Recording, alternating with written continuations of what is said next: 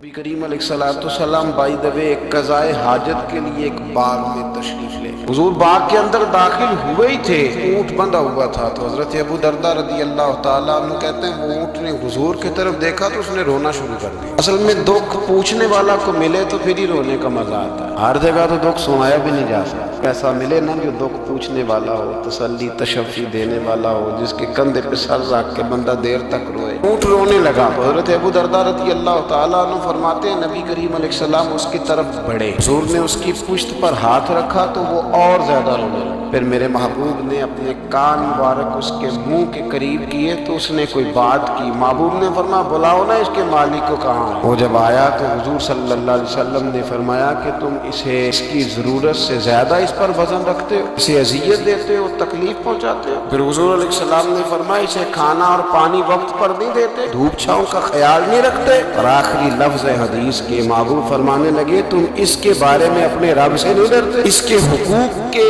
تحفظ کے لحاظ سے تم اللہ کا خوف نہیں رکھتے، وہ تم سے پوچھے گا اس کے بارے میں۔ یہ حدیث حضرت ابو درداء رضی اللہ تعالیٰ عنہ نے سنی ہوئی تھی نا، جب آپ کا اپنا وقت وصال آیا نا تو حضرت ابو درداء نے بھی اونٹ رکھا ہوا ہے۔ جناب ابو درداء رضی اللہ تعالیٰ عنہ نے گھر والوں سے بھی معافیاں مانگی، رشتہ داروں سے بھی، دوستوں سے بھی، تو پھر اونٹ کے سامنے بھی جا کے کھڑے ہو کہنے لگے اونٹ دیکھنا اللہ کی بارگاہ میں میری شکایت نہ کر دینا، اس کے حضور کہہ نہ دینا کہ یا اللہ اس نے میرے حق نہیں ادا کیے۔ فرمایا میں نے کوشش کی ہے تیرے حقوق ادا کرنے کی، اور اگر کہیں کمزوری رہ گئی تو مجھ سے درگزر کر۔ یہ انداز تھا ان لوگوں، جن باتوں کا ہمیں پتہ چل چکا ہے اس پر عمل کی بھی تو کوشش ہونی چاہیے۔ تو میرے عزیزوں، جانوروں کی حقوق میرے نبی کریم علیہ السلام نے بیان فرمائے۔ سب سے پہلی بات حضور نے یہ بیان کیا کہ جانور کو گالی نہ دو۔ ایک شخص نے ایک مرغ کو گالی دی تھی تو نبی پاک علیہ السلام نے فرمایا اسے گالی نہ دے، یہ تو تجھے آذان کے لیے بیدار کرتا ہے۔ پتہ نہ کچھ نوابزادوں اور شہزادوں کی نیند خراب کرتا ہے مرغا بھی، تو خیر مرغوں نے اذان نہیں پڑھنی چھوڑ دی۔ تکلیف کی بات ہے، خوشی کی بات نہیں، درد کی بات، یہ اذیت کی بات، یعنی وہ وطن بھی کو وطن ہے جس میں اذان کی آواز ہی نہ ہے، وہ دیس بھی کو دیس ہے۔ ہم جا کے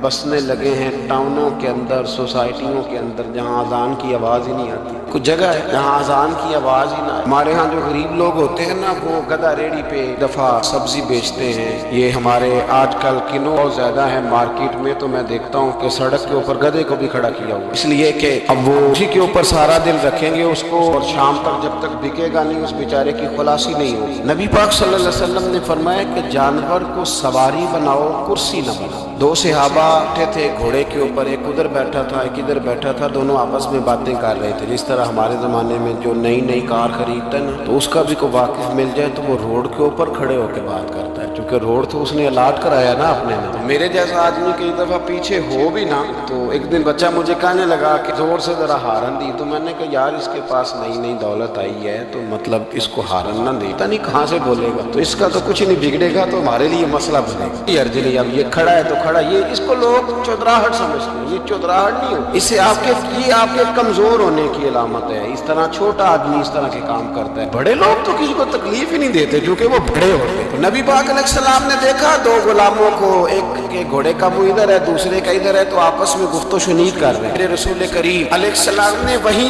تنبیہ فرمائی، حکم دیا، فرمایا سواریوں کو سواریاں بنایا کرو، کرسیاں نہ بنایا کرو، جب تک چلنا ہو اس پر بیٹھو، اور جب بات کرنی ہو تو گھوڑے سے نیچے اترو، پھر بات کرو تو پھر دوبارہ گھوڑے پہ بیٹھو، کہ اس سے اتنا ہی کام لیا جائے جتنا وہ اس کا بوجھ برداشت کر سکے۔ عبداللہ بن مبارک نے کرائے پہ گھوڑا لیا تھا، کرائے پہ سواری لیتے۔ حضرت عبداللہ بن مبارک رحمۃ اللہ تعالیٰ نے ایک شخص سے کرائے پہ گھوڑا لیا کہ مجھے فلاں سفر پہ جانا ہے تو گھوڑا کرائے پہ دے دو۔ اس نے کہا جی کس نے جانا ہے؟ تو آپ فرمانے لگے میرا وجود دیکھ لے، میں نہیں جانا ہے۔ طے ہو گیا، آپ نے گھوڑا اس سے لے لیا۔ جب آپ جانے لگے تو ایک آدمی راستے میں ملا، کہنے لگا حضور کوفے جا رہے ہیں؟ فرمایا ہاں۔ کہنے لگا یہ میرا خط بھی لے جائیے، یہ میرا خط ہے، اتنا وزن ہوتا ہے خط کا، یہ میرا خط ہے فلاں آدمی کو دیجیے گا۔ تو آپ فرمانے لگے تو میرے ساتھ واپس چل گھوڑے کے مالک کے پاس، اگر وہ اجازت دے گا یہ سفر گھوڑے پہ زیادہ رکھنے کا تو میں رکھوں گا، اگر وہ اجازت نہیں دے گا تو میں نہیں رکھوں گا۔ تو وہ آدمی کہنے لگا حضور اتنی چھوٹی باتوں کا کیوں خیال رکھتے ہیں؟ عبداللہ بن مبارک فرمانے لگے اس لیے کہ میں رحمت للعالمین نبی کا ماننے والا ہوں، میرے رسول پاک علیہ السلام رحمت للعالمین ہے، تو میں اتنا بھی ظلم جانور پر کر سکتا، میں پہلے اجازت لوں گا اس کے مالک سے، اس کے بعد پھر میں آگے جاؤں گا۔ تیسری بات، حضور علیہ السلام نے فرمایا جو جانور جس مقصد کے لیے پیدا کیا گیا اسے وہی کام لینا، دوسرا کام نہیں لینا، جس مقصد کے لیے پیدا کیا۔ گھوڑا،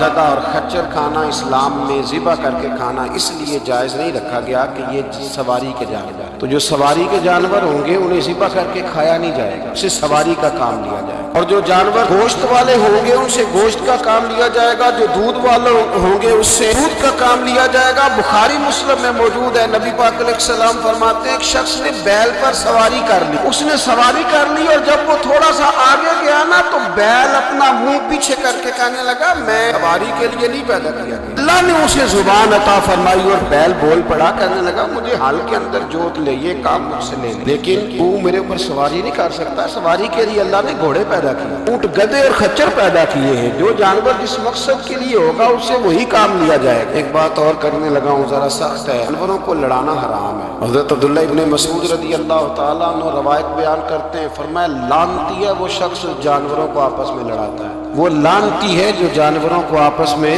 اور آپ اس ملک میں رہتے ہیں جہاں کروڑوں روپے کی شرطیں لگتی ہیں جانوروں کی لڑائی، جانوروں کو اذیت دی جاتی ہے، تکلیف دی جاتی ہے، کبوتر اڑائے جاتے ہیں، اور انعام اس کو ملتا ہے جس کا کبوتر دیر کے بعد آئے، کبوتر باز کبوتر کو بیٹھنے نہیں دیتا، یہ حرام ہے، شریعت اسلامیہ میں حرام ہے جانوروں کا لڑانا اور ان کو ایک دوسرے کے خلاف ابھارنا حرام ہے، دین میں منع کیا گیا ہے۔ اب جانور کو اگر پالیں گے بھی تو اس حد تک پالیں گے کہ جس حد تک اس کو کسی اذیت میں مبتلا نہ کیا جائے۔ کتوں کی لڑائی کرائی جاتی ہے، مرغوں کی لڑائی کرائی جاتی ہے، جانوروں کو اذیت پہنچتی ہے، بیلوں کی لڑائی ہوتی ہے، سینگ ٹوٹ جاتے ہیں، لہو اتنا بہتا ہے جانوروں کا کہ دیکھا نہیں جاتا۔ ان سامنے بیٹھنے والے تالیاں بجا رہے ہیں، یہ تو بڑے سخت دل لوگوں کے رویے کہ جانور کا خون بہ رہا ہے اور آپ تالیاں بجا رہے ہیں، مرغے بیچارے کی چونچ لہو لہان ہو گئی ہے، سامنے والے نے اتنا مارا ہے اور یہاں تالیاں بج رہی ہیں کہ میرا جیت گیا، بجائے اس کے کہ اس کو